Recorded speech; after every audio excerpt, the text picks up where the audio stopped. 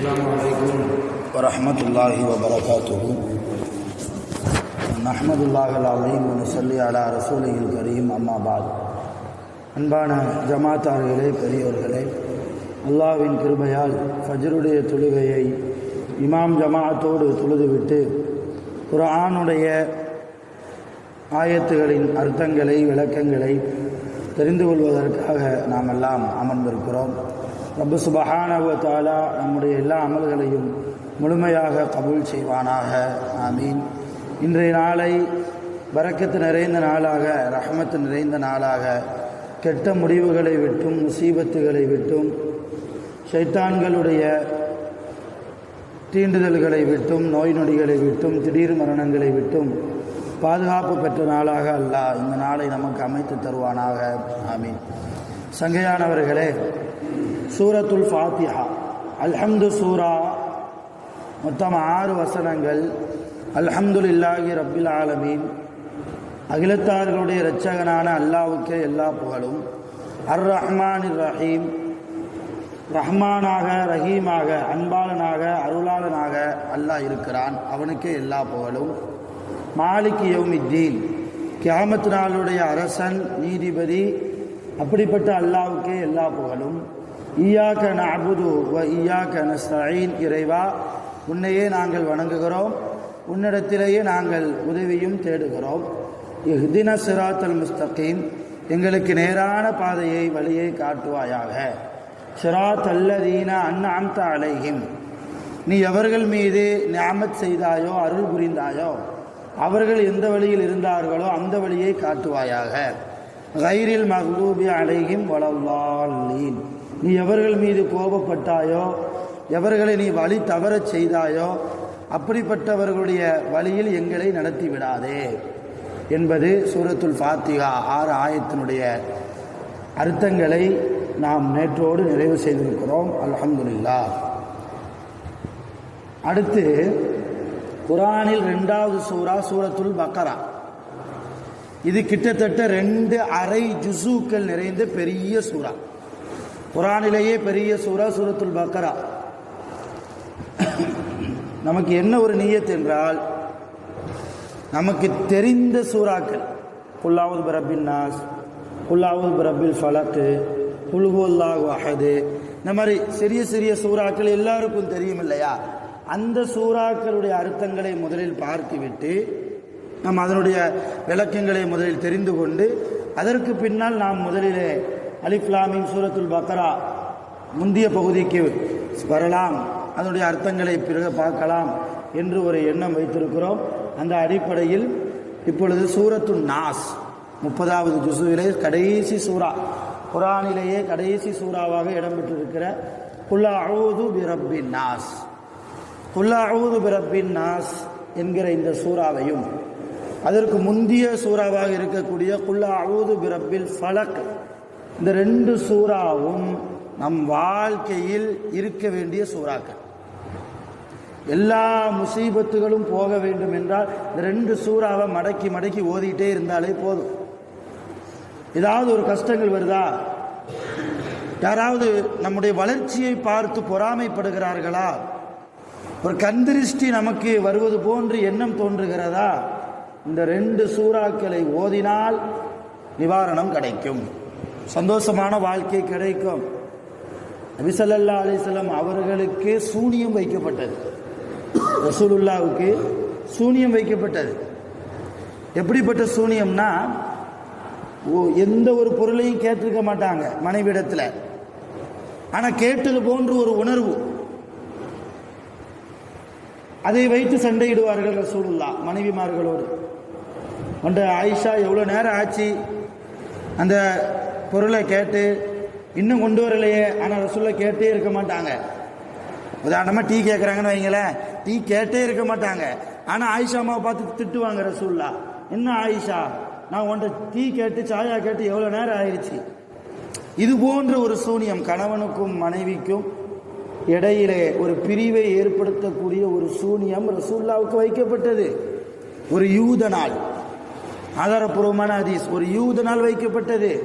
ரசூலுல்லாஹ்வுடைய கனவிலே அல்லாஹ் காண்பித்து கொடுத்தான், உங்களுக்கு சூனியம் வைக்கப்பட்டிருக்கிறது. அது எப்படி காண்பித்து கொடுத்தான், அதெல்லாம் பெரிய விளக்கம், அது சொல்றதுக்கு இப்போ டைம் இல்லை.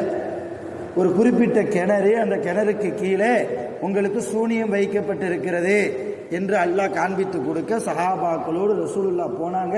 அந்த கிணறுக்கு பக்கத்தில் தோண்டினார்கள். ரசூலுல்லாவுடைய தலைமுடி, ரசூலுல்லாவுடைய நகம், இதையெல்லாம் வைத்து சூனியம் வைக்கப்பட்டு இருந்தது.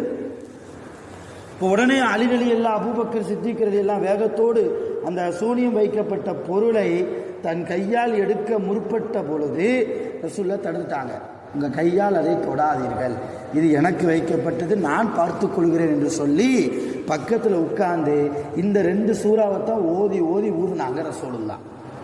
இந்த 2 சூறா, குல் அஊது பிரப்பில் ஃபலக், குல் அஊது பிரப்பின் நாஸ், இந்த 2 சூறாவை தான் ஓதி ஓதி அந்த போடப்பட்டிருக்கிற முடிச்சுகளில் ஊதினார்கள்.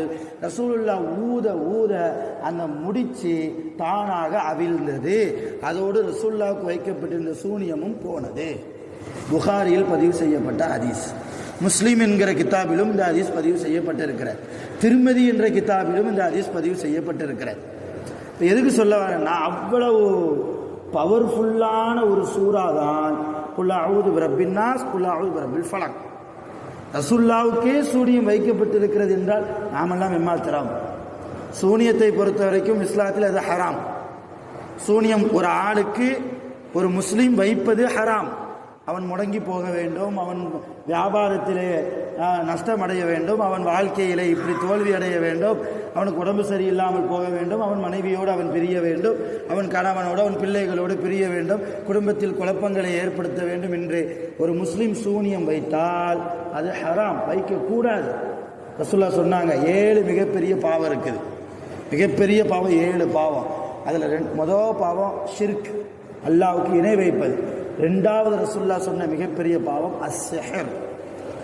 சிஹர் என்றால் சூனியம். சூனியம் வைப்பது மிகப்பெரிய பாவம், அது யாரும் வைக்கக்கூடாது. ஆனால் யாராவது வைத்தால் வைத்த சூனியத்தை எடுத்து விடலாம். இப்படி சூனியத்தை பொறுத்த வரைக்கும் நிறைய விளக்கங்கள் இருக்கிறது, நாம் அதன் பக்கம் போக வேண்டாம். அவ்வளவு ஒரு சூனியத்தையே எடுக்கக்கூடிய, வேலை செய்யாமல் போக செய்யக்கூடிய ஒரு ஆற்றல் கொண்ட 2 சூறாக்கள் குர்ஆனிலே குல் அஊது பிரப்பின் நாஸ், குல் அஊது பிரப்பில் ஃபலக். நீங்கள் அந்த ஆயத்துடைய அர்த்தங்களை நம்ம சொல்லும் போது கவனிச்சங்கனாலே தெரியும் எதனால் இந்த சூறாக்களுக்கு இவ்வளவு பவர் என்று. குல் அஊது பிரப்பின் நாஸ் என்ன அர்த்தம்? குல், நபியை நீங்கள் சொல்லுங்கள். அஊது, நான் பாதுகாப்பு தேடுகிறேன். யாரிடத்துல? பி ரப்பின் நாஸ், மக்களின் ரப்பிடத்தில், ஜனங்களின் ரப்பிடத்தில் நான் என்ன செய்கிறேன்? அஊது, நான் பாதுகாப்பு தேடுகிறேன்.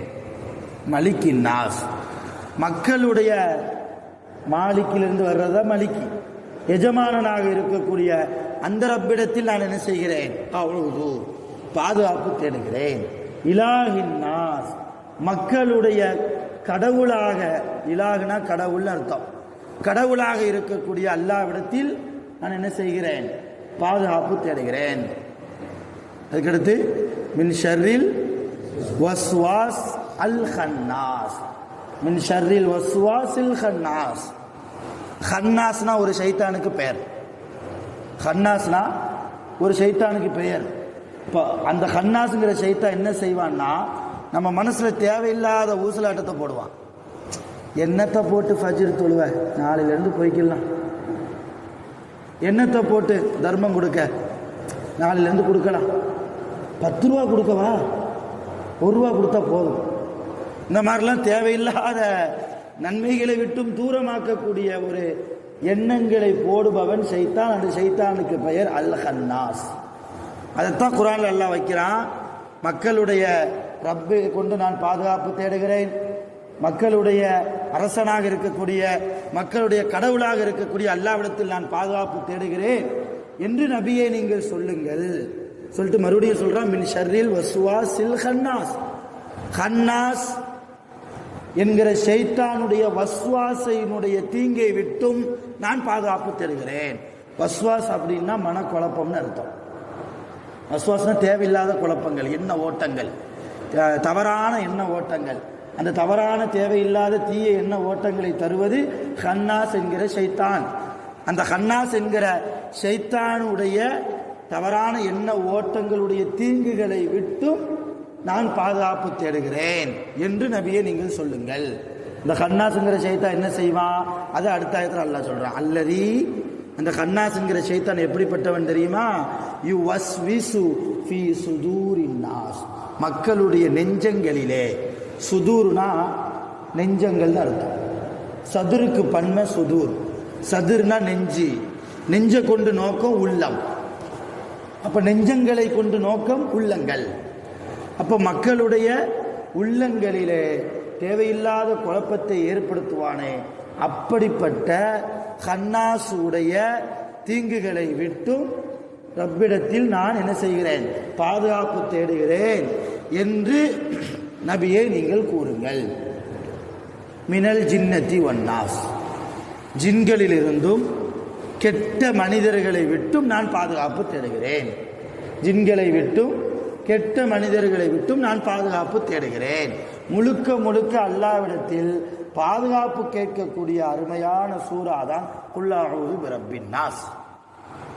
ஹன்னாஸ்ங்கிற ஷைத்தான் இன்றைக்கு நம்முடைய தேவையில்லாத கெட்ட எண்ணங்கள் வருவது காரணம் அந்த ஹன்னாஸ்ங்கிற ஷைத்தானுக்கு நாம் இடம் கொடுத்ததால்.